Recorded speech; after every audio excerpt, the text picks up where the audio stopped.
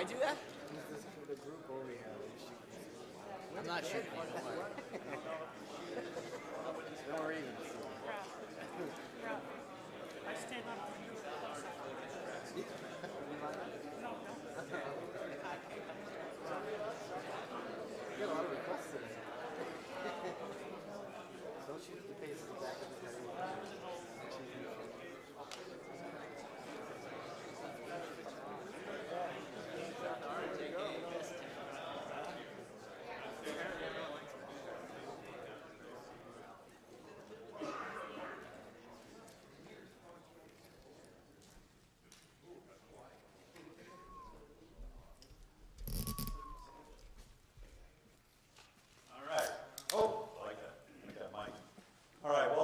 Summit Revolution 2013, where we're going and how we're getting there. The reason for this is simple. Trying to increase communication, making sure everybody's on the same page, and that I think for the most part this whole summit came about because, as many people have said to me, Howard, you know, we work hard, we want to get somewhere, we want to do the right thing. How do we get there? We want to know what you're thinking. So today I will attempt to tell you what I'm thinking. So here's the ground rules for this. Let me make this whole presentation. If you have a question, write it down on your piece of paper, and I will answer it at the end of the presentation. Let's not go to our phones, let's not go to our iPads. This way everybody's paying attention, really listening to what I have to say, and there's no confusion. The reason I ask you to bring a piece of paper and a pen is I want you to take notes on how you can contribute. Because what I've attempted to do today is to really spell out what it is we're trying to do in 2013, but more importantly, what's the structure behind it, and after the structure, who's accountable for what, and who's going to be doing what. And throughout the presentation, I'm going to ask you to write down some tasks that I'm going to ask you to do, and so you have a record of those. So really enjoy, get excited for the new vision. I think this is something we need. I think we're in need of structure. I think we need some sort of new vision for 2013, and it's really important. All right, this is a picture of my office at home. This is how I prepared for this summit. Literally about a month ago, or maybe 2 months ago, I said I am burning up with all kinds of things that bother me, that really fuck me up in the head about what we're doing. And so what I did was I took one of these giant Post-it pads that sit on an easel, and I began to write down what I thought needed to be done for the way I do business, the way we run the radio channels, the way we run the television stuff, the way we run the website. And it's actually quite cathartic, and it's really energizing, and I suggest you do it yourself. And this is what I do. When I go home, this is how I prepare, this is what I do about this show. I have never rested on my laurels. I've always felt this show was very, very important. And so doing this was sort of the birth of what you're going to see on the screen today. So why are we here? The desired outcome. I want to enhance everything we do. Everything we touch, I think, needs polishing. And what my job here is today is to communicate exactly what I want and give you the structure that you need to do it. And you know what? I am guilty of this. People come to me and say, Howard, yeah, I kind of get what you want to do. I kind of understand it. That's why I started writing all this stuff on my wall, because maybe I'm not communicating that. And this should be very clear today. So that's the desired outcome of today's meeting. And what we're going to end up with is clarity. I think this is going to be very clear. We're going to come up with systems so people know where they belong in the organization. We're going to have structure. Every project we choose will have a definite structure behind it, and there'll be accountability, which I think is probably the most important thing I want to get across today. That when we come out of here, and in the next couple of weeks, there'll be accountability. If somebody says they're going to do something, well, we're going to have metrics and we're going to measure it and make sure that they actually do it. So people don't feel alone, that people feel that everyone's doing their job. So here's my vision. Let's go into the area of guests first. This is it for 2013. This was the vision I had in my office. I want weekly an A-list celebrity on our show, and 2 times a week I want a B-list celebrity. We're on 3 days a week. 3 days a week. The show is, as Gary says, dark. 10, 12 weeks, I don't know. We actually do 112 shows a year. This is a very realistic goal, but how are we going to get there? This is how we do it. Let's remind ourselves who we are. And I don't say this lightly. Our show is the #1 place for a guest. Think about this. What is it our show has?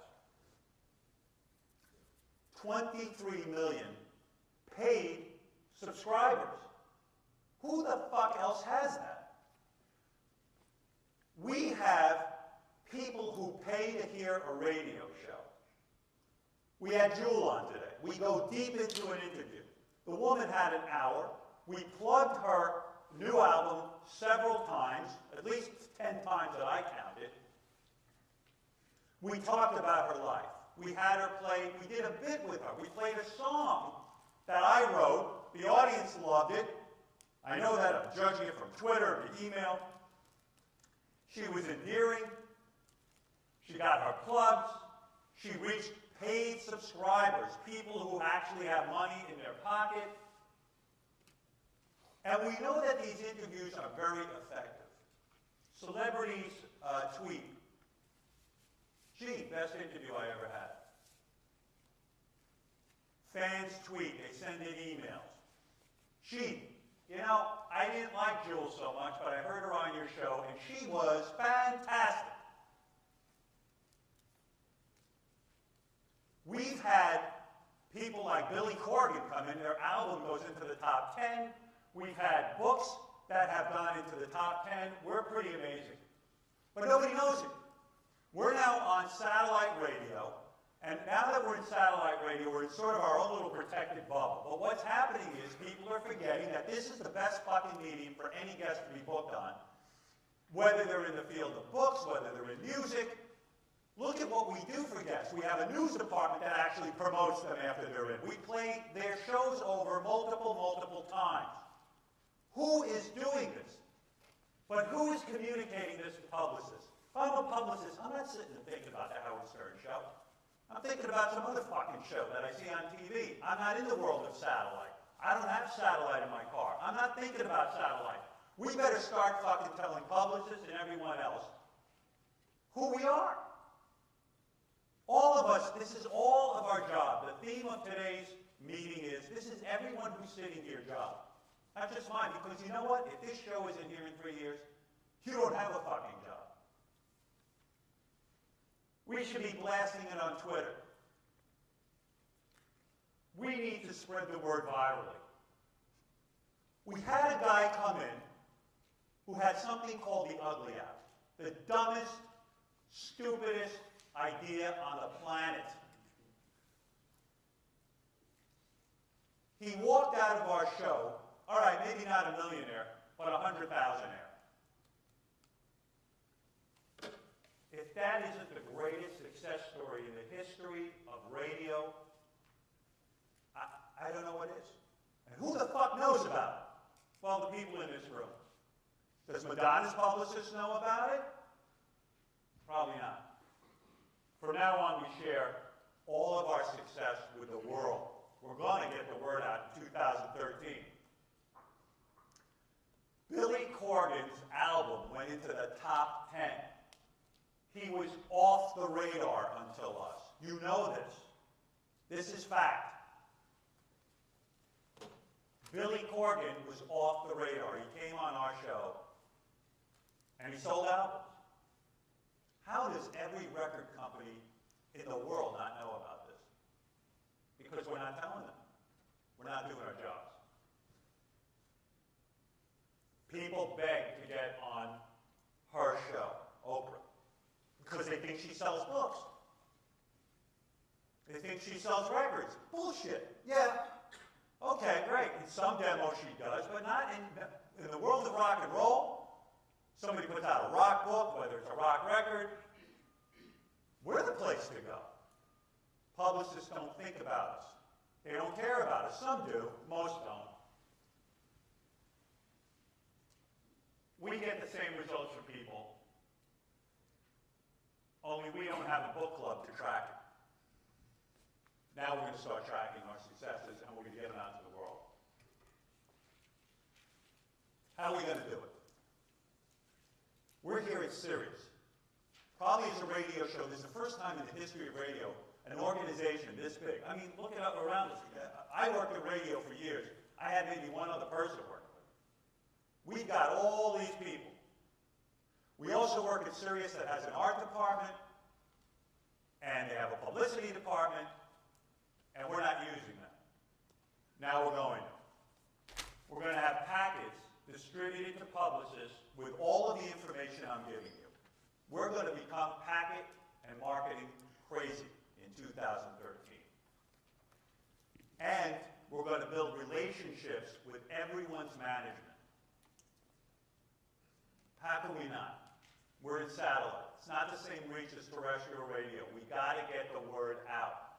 We got to shake hands. It's like we're running for office. It's like we're Jehovah's Witnesses. We knock on people's doors and get guests in here. Guests are the best bit that we can have. An hour with a great guest. And every one of these guests should be on our show. And dare I say, when I fucking hear people say, well, that guy's not going to want to come in here, it's bullshit. From now on, I don't want to hear it. They should be begging us. Every record company should be begging us because we can actually still sell records.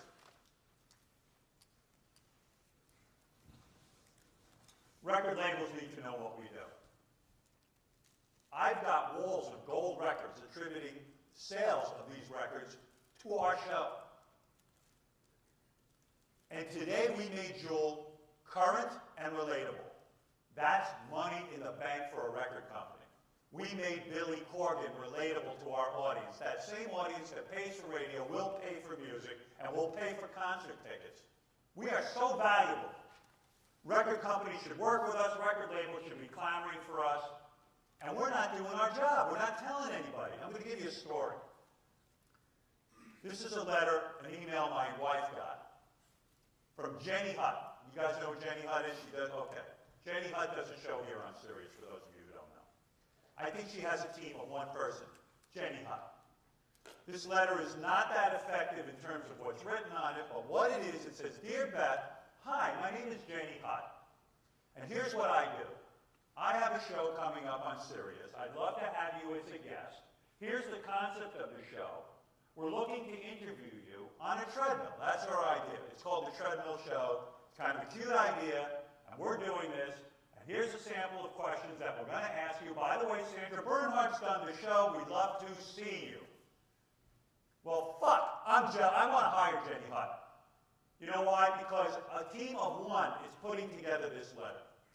Are we sending letters to people describing what we're doing on the show? No, we're not. We're not. We're not doing jack shit.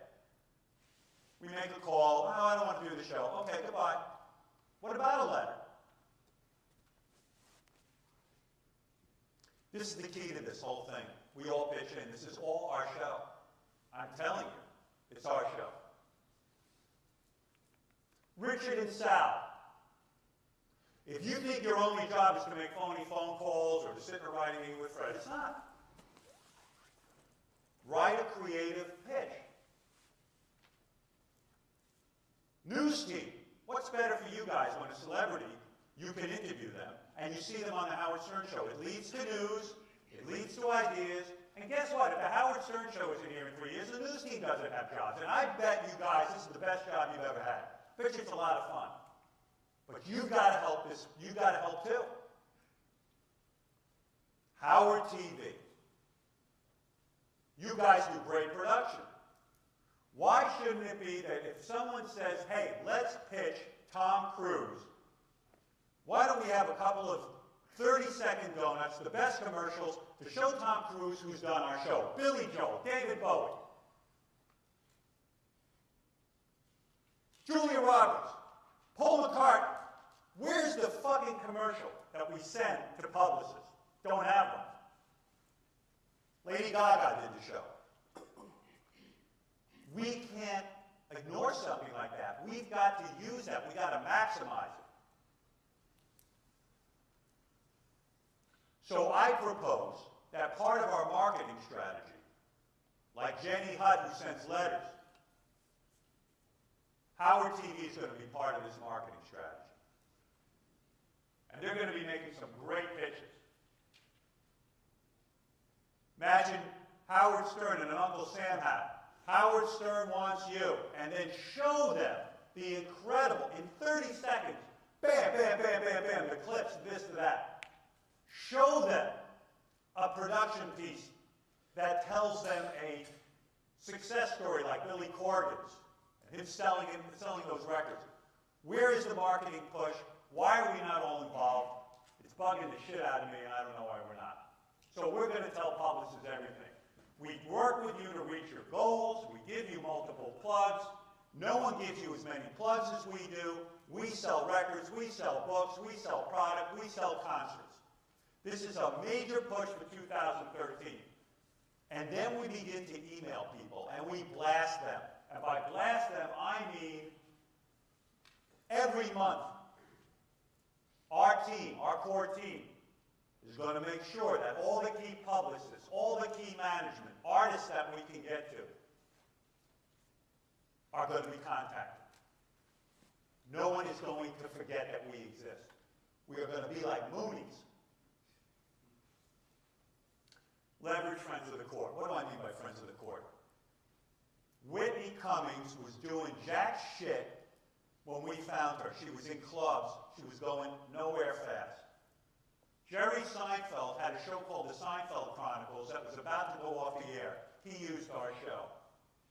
This woman was nowhere when she did our show. Jon Stewart used to come on when The Daily Show started, and he'd be a regular guest. What happened to this guy? I haven't even fucking seen him in years. On our show. Adam Levine owes us, man. When he was coming in and doing the show, nobody was looking for him before The Voice. And David Letterman, I've done his show, I don't know how many times, probably 27 fucking times, and he's only been on our show twice. These guys are friends of the court, which means they're going to get an email. Hey, you know, happy anniversary. It's been 10 years. Today's the day you were on our show 10 years ago. We haven't seen you. We were there for you when you started. We were there for you the whole time. Seinfeld, we helped you with Seinfeld. Whitney, where were you? Whitney Cummings was just on I don't know, Good Morning America, Today Show. She was on a million shows. She finally has something going on where we'd be interested in her. She's not doing our show. She does it occasionally. Well, we weren't top on her list.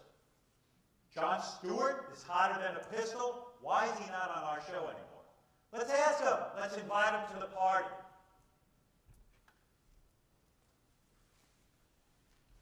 Friends of the court, we expect you to come in at least 2 times a year. Yeah, Jon Stewart should visit us 2 times a year. I don't think that's too much to ask.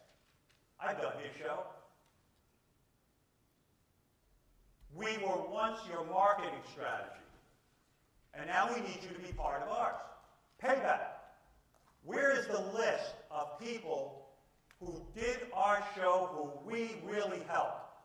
And why are we not calling on these people to help us in the future? We're talking about the success of the Howard Stern Show. Your job, my job, and this isn't being addressed. So how do we get there?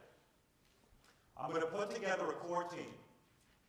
I'm not going to go into who's going to be on that core team now. I'm still assembling it, but this is going to be done. It's not like maybe we should do this. This is happening. It's happening by March 1st. There will be a core team that gets put together that regularly strategizes on how we're going to make this part of my vision come true for 2013. I said to Gary recently, I watched a tape of Lana Wachowski, who, I think I'm saying her name right. She's the director of The Matrix.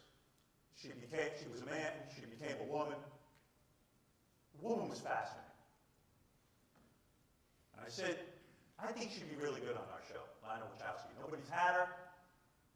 She never does an interview, but she sort of came and did a addressed to people and was comfortable talking about her transition from being a man to a woman. Thing was riveting, his speech was riveting, it was great. So Gary called her. Her people declined. Guess that's it. Okay, no Lana Wachowski. Bullshit. It doesn't stop there. We should let Lana Wachowski and her people know who we are. That when we're talking to a male homophobic audience, we have a lot of homophobia in our audience, Howard is a regular speaker on gay and lesbian and transgender topics. He has stood up for the gay community. In the case of Ellen DeGeneres, he asked his audience to boycott JCPenney. In the case of Rosie O'Donnell, he stuck up for her when she had a gay cruise and she was attacked for it. We have continually made it our mission to talk to a male homophobic audience and convert them, make them understand that their feelings about gay people are backward, and what better way to move forward and to, never mind preaching to the converted Lana, because that's what you did when you addressed the gay and lesbian community. Preach to the people who really need to hear your message the most. And we can craft a continual campaign to get Lana on the show if that's what we decide to do. And Lana should be, approached every once in a while. She should get an email. Hey, guess who we had on today? Guess what we did today? Look how many movie tickets we sold. She's got to be approached in an organized way by this core team. So, who am I talking to? Yeah, the guys who are considered on the radio show, the tapes team, the news team, Howard TV, and where's Mike Morales? There's Mike. I'm talking to him. I happen to follow Mike on his Facebook page. I don't know how many followers you have on Facebook, Mike, but you know what? You're a guy who's passionate about gay issues. You're passionate about speaking out. And what a wonderful get if you crafted the campaign to get Lana Wachowski on the show. Of course, you couldn't have. You didn't know we were pitching her. But I love your passion about gay issues. And you're someone who should be behind that effort, and you should help us craft that effort because you're very effective on Facebook. Unfortunately, on Facebook, how many followers do you have? I don't know. On Facebook, maybe 500 on Twitter. All right, 500 people. I'm talking about getting Lana Wachowski on a show that has millions of people that can really affect change. You work for the Howard Stern Show. Fuck Facebook! You work for the Howard Stern Show. And Facebook is bullshit. It's 500 people. We can reach millions right now. We can affect change. I want all of us working, not just Mike. I thought of Mike because I follow him on Facebook and I know he's passionate about this. But any passion can be pursued through our show. Let's come up with a strategy. David Bowie. New record comes out. Wow. My mind started racing. New record out from David Bowie? Who says more positive things about David Bowie than me?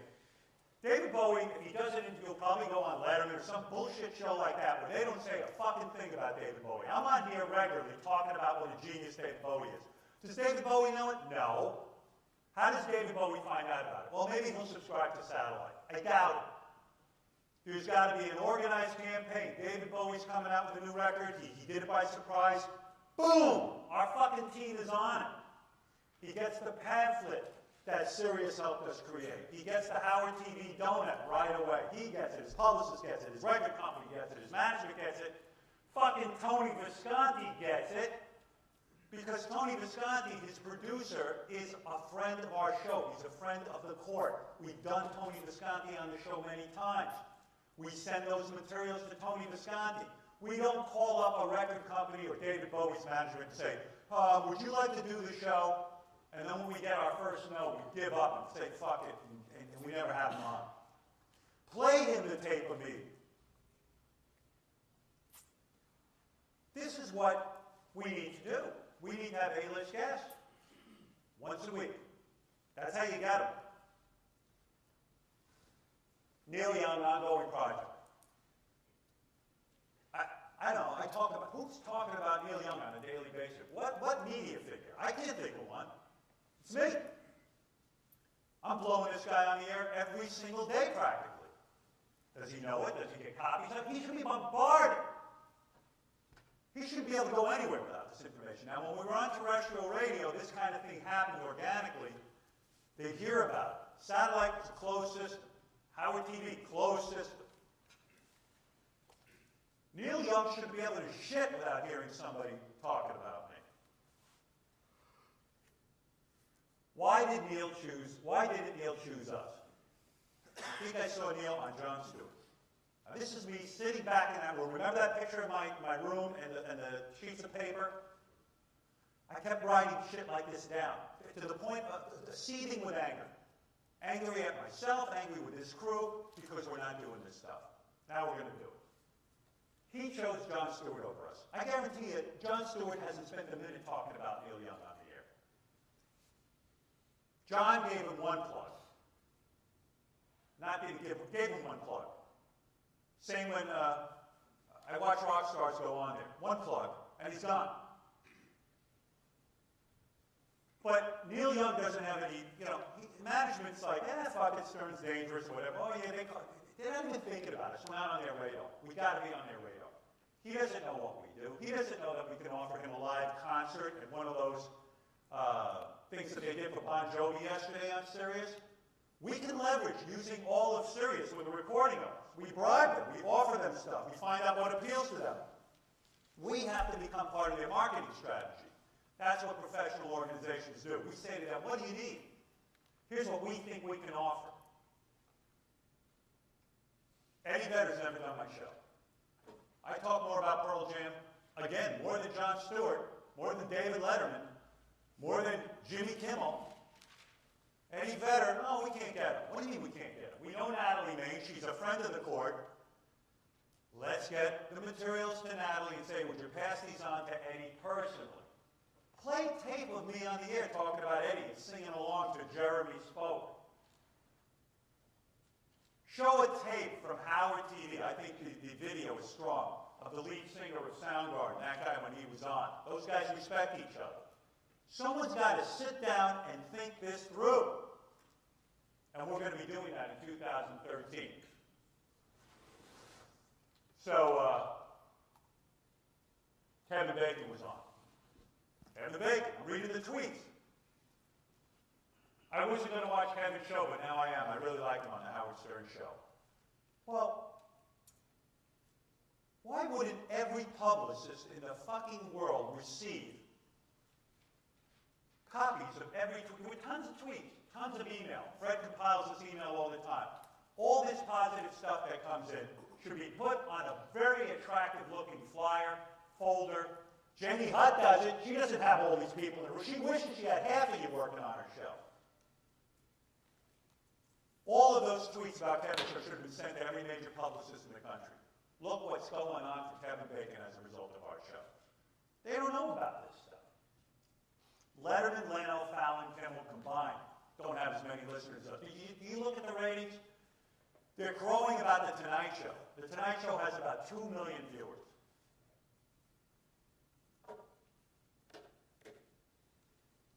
If we, in fact, do have 23 million paid subscribers, and what they say is that you can double that amount in terms of who listens, that the average family has 2 people listening to the radio. And if, in fact, we even have anywhere between 40 and 60% of those radios tuned to us, we beat all these guys. Do publicists know that? No. Do they believe it? No. Are we going to convince them? Yes. That's what we're doing in 2013. 23 million paying customers. And I'm going to say 60%. I don't know if that's exactly right, but that's what publicists should hear. They should have it ingrained in them. But they don't.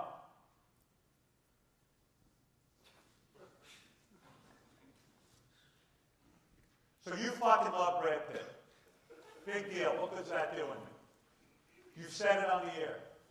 Why don't you write him a letter? But of course, you're going to hand it into this core group of people, the strategists. But you're going to be major in getting me Brad Pitt on the air. And talk about how inspired you were when you were sitting in Kansas and you saw a guy from Kansas naked, that you were ridiculed because you had posters of Brad Pitt on your wall. You were ridiculed on our show. And that day that you started crying or something in the studio was phenomenal. Send it to them. We got video. We have a television channel that records all of this.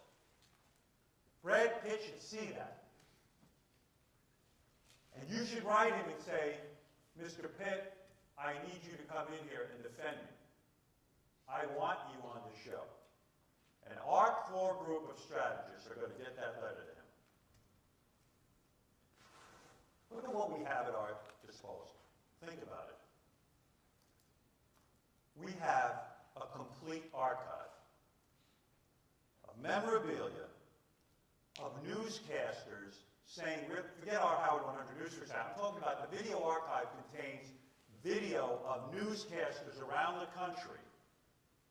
Whenever we do something great or something wild or something about a celebrity, it gets on the news. Can you imagine a publicist receiving a bunch of those edited together in a donut?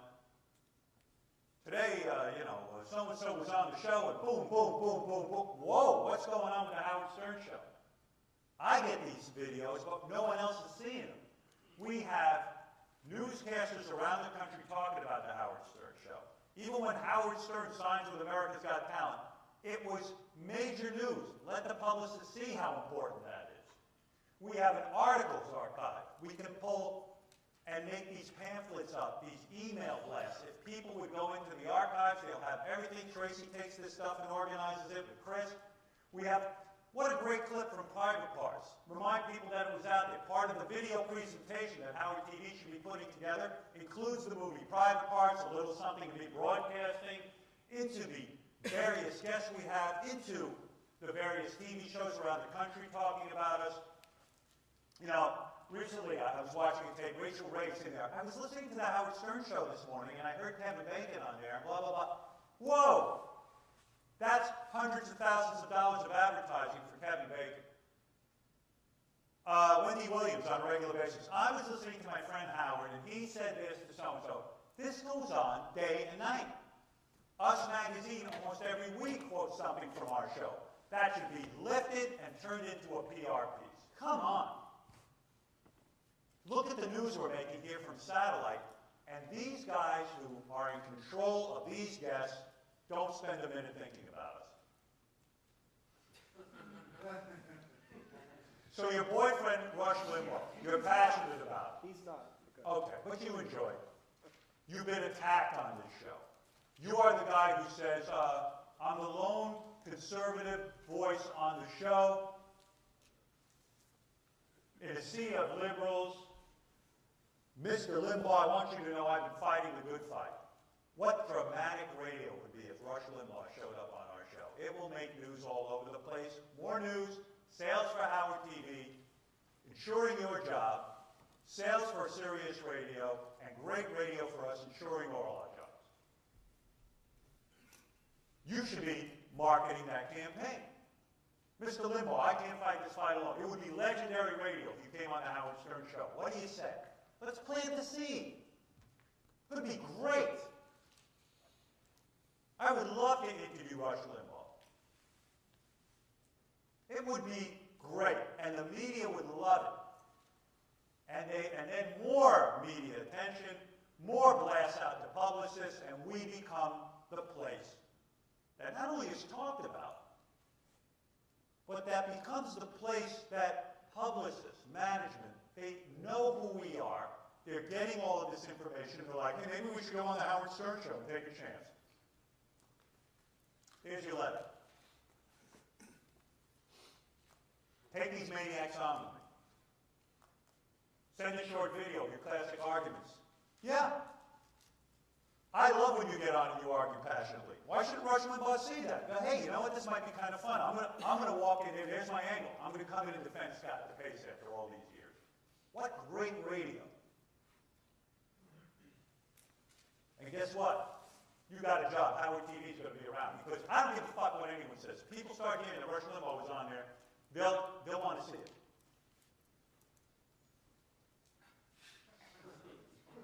Going back, I don't mean to pick on you, Mike, but again, I was on your Facebook page that day that I was writing, and if you have a lot of passion for gay issues, Michael Jackson, Madonna, you know, and I love that passion. But put that passion into the show, which I know you do, but amp it up this year, 2013. Write campaigns, think about guests.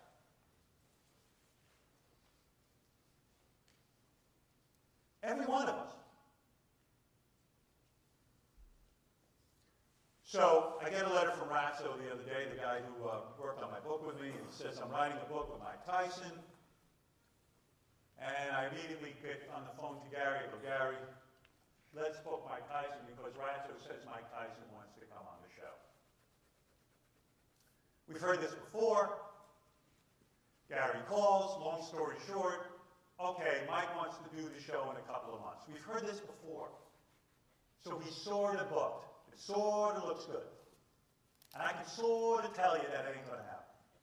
Because what's going to happen is they're going to start to plan his tour. And Good Morning America's going to say they want him, or somebody's going to say they want him. And this one's going to want him, and that one's going to want him. And what's going to happen is, we don't need to do the Stern Show. When someone says they are interested, when we put this core team together, which will happen in a few weeks, when someone says they're interested in coming on our show and it looks pretty good, that's when the campaign begins. We say, great, can't wait to see you, looking forward to it. By the way, did you know we just had this one on? Here's our donut tape that HTV put together. Here's the pamphlets that we now have that Sirius helped us with their art department. Can't wait to see you, we have a date, blah, blah, blah, blah, blah. Pound them with how many books we've sold. So these guys go, we gotta fucking get there. Don't let them forget. Once you got a fish on the hook, don't let it off the hook. And my God, the news department, when we have successes, I want you crowing about it. You are our propaganda arm. So not only are you going to be working with our core team to put together propaganda pieces to send to publicists, we'll also put it on the radio, and after we put it on the radio, we're going to cut up those pieces and send them to management and publicists. My vision for 2013, an A-list guest a week, 2 B-list guests a week, and this is how we're going to do it. I mentioned this to some people. You got to think like, it's the Howard Stern show I work for. How do we get the word out? So set up a fake Twitter account. Become 10 different people. I don't give a shit. And then when our core team says to you, we want to get Lady Gaga on the show, they announce it on Mildred, and all of a sudden, Lady Gaga, I'm telling you, every celebrity reads their Twitter stuff. Every celebrity starts getting just random things from fans. Hey, when are you going to do the Howard Stern show? We want you on the show. And they're getting all this publicity material. And they're getting bombarded. And it works. I said before, Jehovah's Witness, they bang on the door. We got to bang on people's doors. They're forgetting about us. And I'm pissed. Okay. So we're going to have a core team. It's going to be about 6 or 7 people who are going to head this up. They're going to meet weekly, but everyone in this room, I'm telling you, is responsible for involvement, pitching guests, and strategizing. It's up to us. If we don't do this, I think we're in trouble. The meeting's going to start March 1st, 12 p.m. with this core team, and they're going to be calling on you, and they're going to be telling you what they need.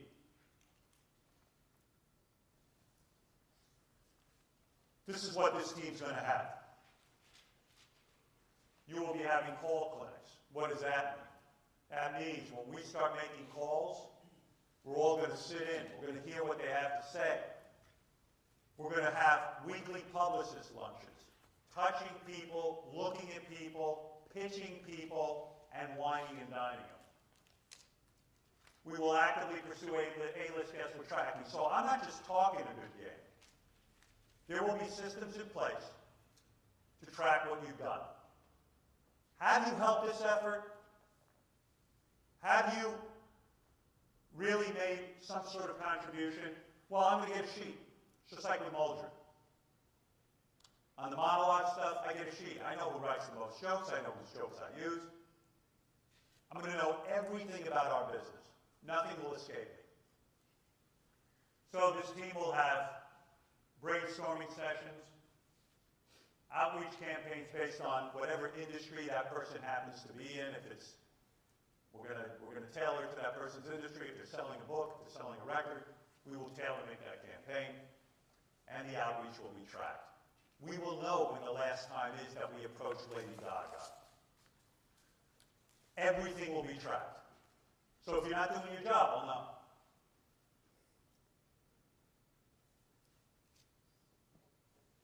So this is what the chart's going to look like. Who do we want? How do we pitch them? When did we pitch them?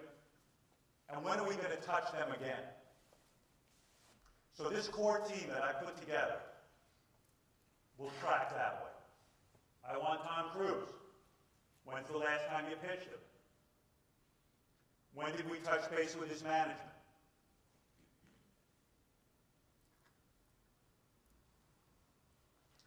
This is something that came to me in a dream, the 2013 Handbook of Success. We're going to write down every bit of success we have. So if a publicist calls our core team, and someone isn't quite sure what the pitch is, you're going to open the handbook and say, hey, by the way, did you know we did this, we accomplished that, we accomplished this, we accomplished that, we did this, we did that. We're going to fucking give them all an avalanche of stuff that we're doing. I wrote down, Steve Brandani, you're now in charge of this. For some reason, I saw you as maybe being useful there. I'm not 100% sure of that, but I'm starting to think about what components of our show, who goes where, and what teams. This handbook will include who's been on the show, how they achieve success, and this book will help us in every single way when we make a pitch.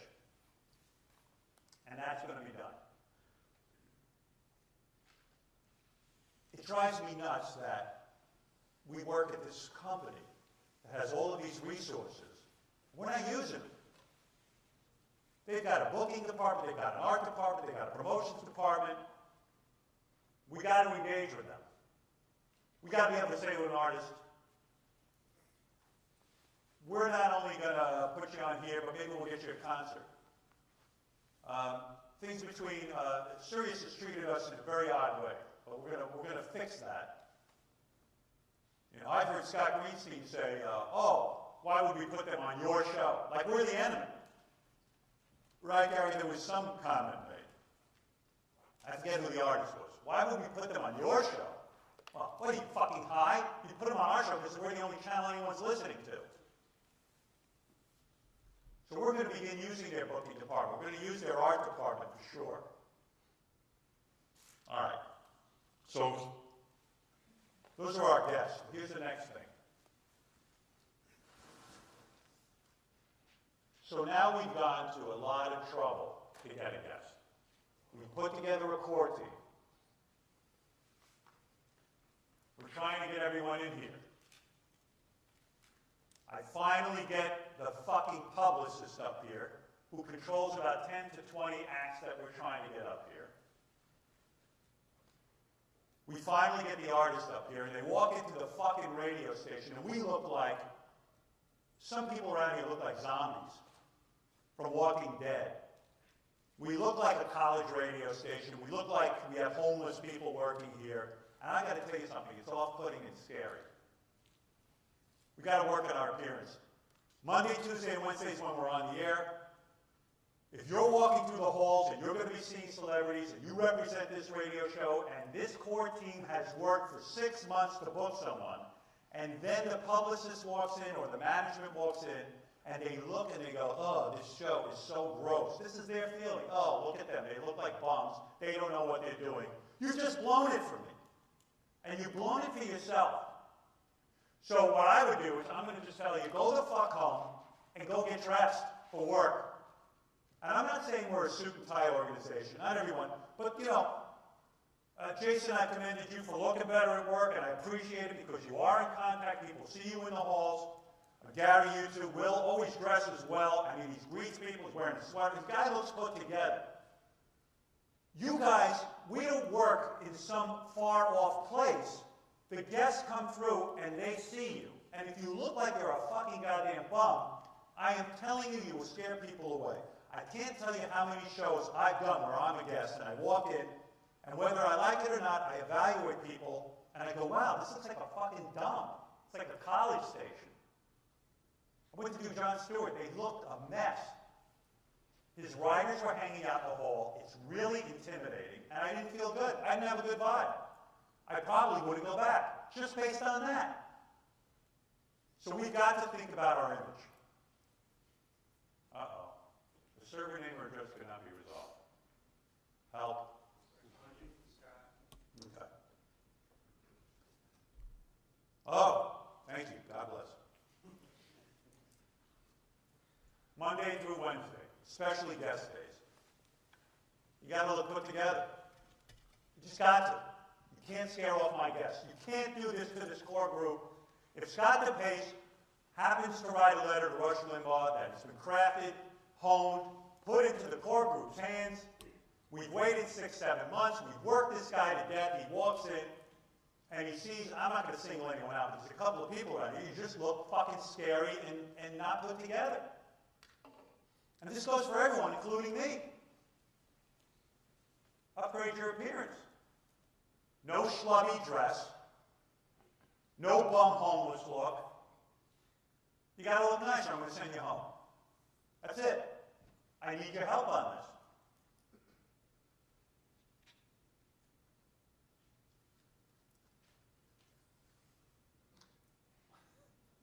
So we're the brand. The Howard Stern Show is maybe the coolest, hippest place to work on the planet. People die to come visit. People pay thousands of dollars to come sit and watch us do the show. You're the brand. Will, I know you're an Eagles fan. You like to wear the Eagles uniform, but fuck the Eagles uniform. Fuck them. Fuck your Eagles. You represent the Howard Stern Show. Wear the fucking Howard Stern Show logo. And you know what? Maybe, we will 2013. I'll make a jacket, I'll make a shirt, whatever the fuck it's got to be. Ronnie, the limo driver, where are you? I see Ronnie. Ronnie, I'm watching Howard TV, one of the best Howard TV specials, and it's you racing the car with John Lieberman. Love this special, but what are you busy doing? You're busy putting the Rick's Cabaret decal on your car. Fuck Rick's Cabaret. They don't pay your fucking bills. The Howard Stern decal should be on there. We'll make you one. You come to us if you want one. It's all about the Howard Stern Show. You know why? Because it's up to us to get the word out, and it's up to us to know that we're the fucking coolest place on the planet to work. We got to polish the brand in 2013. We got to stay relevant. We got to stay cutting edge. We got to move from college radio station to the #1 radio show in the country. There isn't one radio guy in the world that wouldn't give his left nut to work here. I know, I hear from them. Guys with morning shows. They want to leave their morning show and come work with us.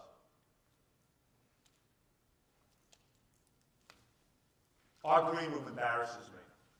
So think about it. The core group has put together a campaign to get Eddie Vedder, or I don't know who the fuck it is, somebody in here. Tom Cruise. Finally agrees. We get him in.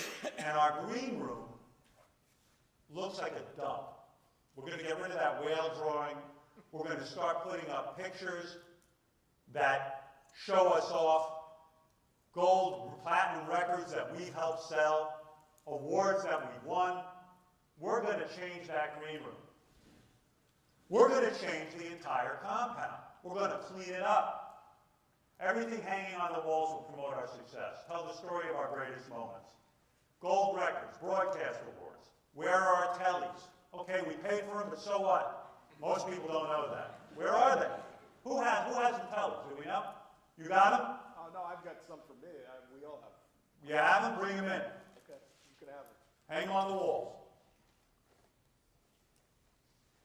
What better? You finally have a publicist up here, and our walls look like jack shit. We're looking at Jeff the drunk. Yeah, it's fun, but you know what? I know a publicist who's not in our culture goes, ew.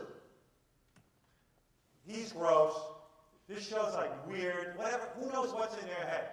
I want them to walk in and see success. I want the red carpet rolled out for them. Now, I don't mean figuratively. I mean literally. I had a wonderful experience years ago. I did the Tonight Show with Jay Leno before we were on the outs. I got out of my car. They rolled out a red carpet for me. I was embarrassed. It was a little over the top. Fuck. I've never forgotten it. We will buy a red carpet. And when a guest walks in, we will roll out the red carpet. And they will like this. And they will get their asses kissed. And it will make a difference. They walk in, they roll out the red carpet, they walk into a green room that says success, what we've achieved.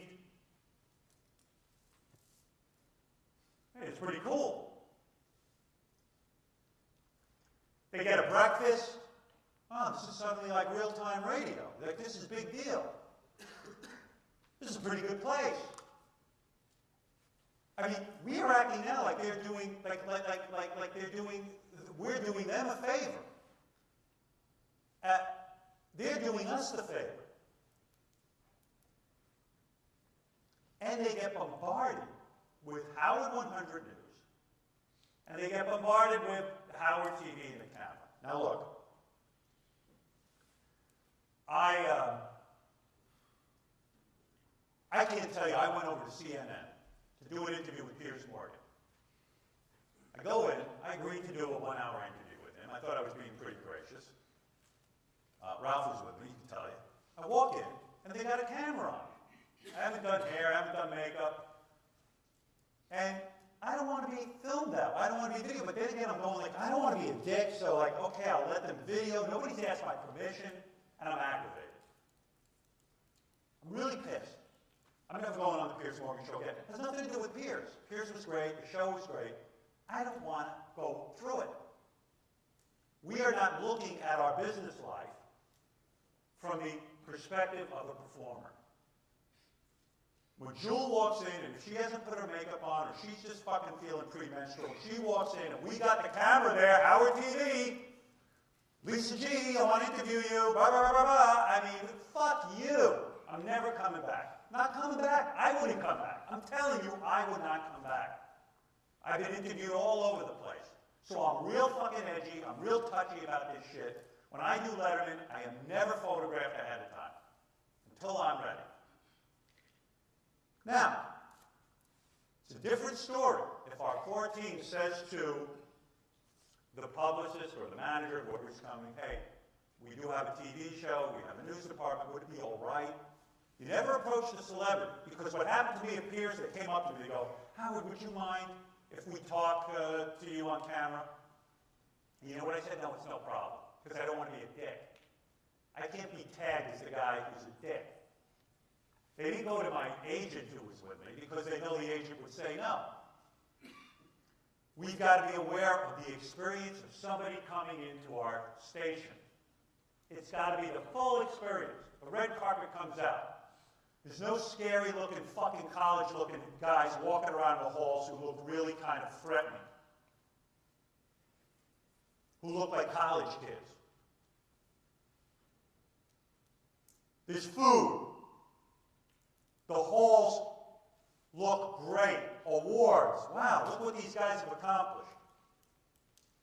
No pre- or post interviews without a previous an okay. No one except guest relations people are permitted in the green room talking to the guests. No bombarding. It looks like a fucking zoo out there. You've got to leave people alone. Tim, you can't go in the green room and ask people questions like Quentin Tarantino. You just can't. You can't do it. There's got to be one person assigned from our core team. It's got to be organized. If you come across one of these people in the hall, look professional.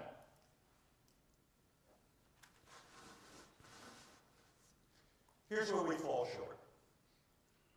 We had an experience years ago, John Bon Jovi was going to do us a favor, couldn't get upstairs.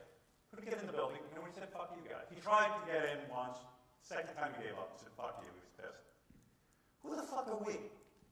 Bon Jovi's a big star, sold 80 million albums, some ridiculous amount like that. He's doing us a favor, he can't get into the building. 2013, what happens? When Bon Jovi or anybody else comes into this building, there's an escort waiting for them in the lobby. They're brought up in the elevator. They're escorted in and out of the green room. They're escorted to and from the bathroom. They're escorted in and out of the studio. They're escorted to the elevator and down to the lobby, no exceptions. The person who's going to do this is Ronnie.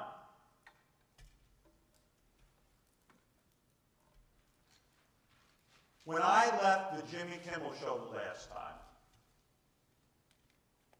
about 2 weeks later, I get a box in the mail with a lovely thank you note.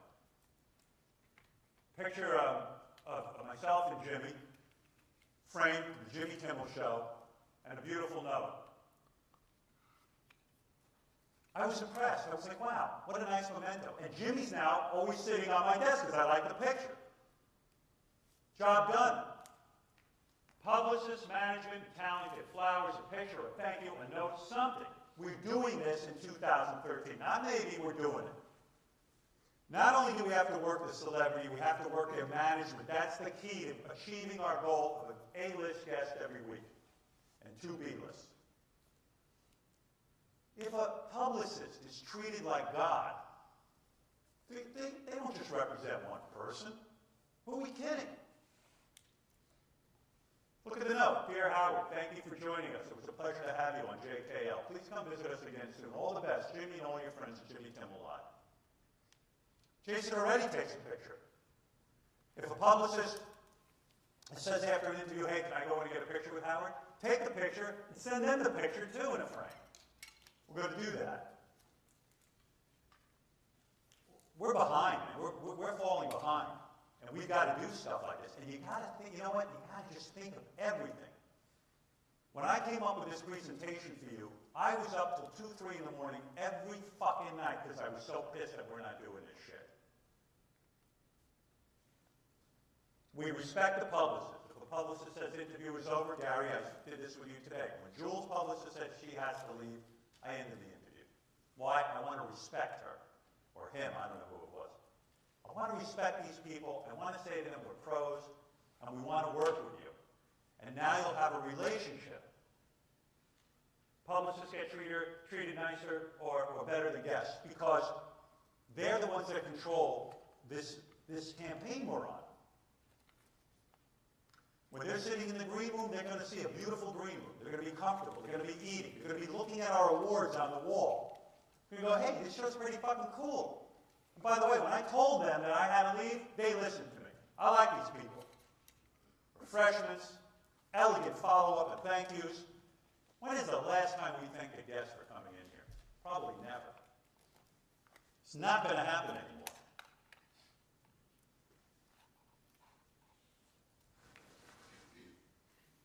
So here's an action. You can write this down. Think of a great thank you list for a guest. What can we do to please a guest? Ralph, you got lots of ideas. I want to hear from you. There's a lot of people in here who make lots of suggestions and then it kind of dies. Well, now you're going to be listened to. Give your suggestions